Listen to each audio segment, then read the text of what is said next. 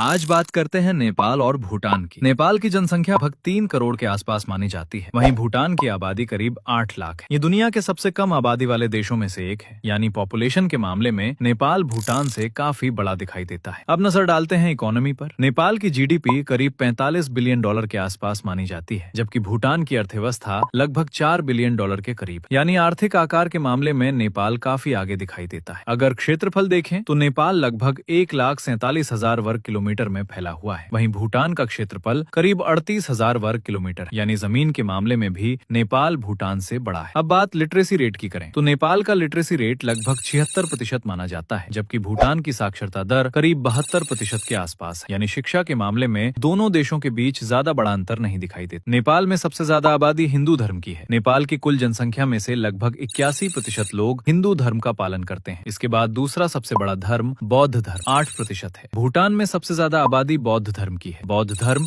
लगभग 74% आबादी इस धर्म को मानती है। ये भूटान का आधिकारिक और राजकीय धर्म भी है। हिंदू धर्म लगभग 22% आबादी हिंदू है, जो मुख्य रूप से दक्षिणी भूटान में रहती है। नेपाल की आधिकारिक मुद्रा का नाम नेपाली रुपया है। भूटान की मुद्रा का नाम नुल्ट्रम है, जिसकी कीमत भारतीय रुपए के बिल्कुल बराबर होती है। लेकिन कहानी यहीं खत्म नहीं होती। नेपाल दुनिया की सबसे ऊंची चोटी माउंट एवरेस्ट, भगवान बुद्ध का जन्म स्थान लुम्बिनी, पवित्र पशुपतिनाथ मंदिर और वीर गोरखा सैनिक नेपाल की खास पहचान है। इसके अलावा नेपाल का झंडा भी दुनिया में सबसे अलग माना जाता है। वहीं भूटान अपनी प्राकृतिक सुंदरता, खुशहाली के अनोखे मॉडल और ग्रॉस नेशनल हैप्पीनेस जैसी सोच के लिए पूरी दुनिया में प्रसिद्ध है। इसे land of the thunder dragon भी कहा जाता है। सबसे खास बात, भूटान दुनिया का इकलौता कार्बन नेगेटिव देश है और इसकी अनोखी परंपराएं इसे दुनिया में अलग पहचान देती हैं। अब आप बताइए, इन दोनों देशों में आपके हिसाब से कौन ज्यादा ताकतवर है?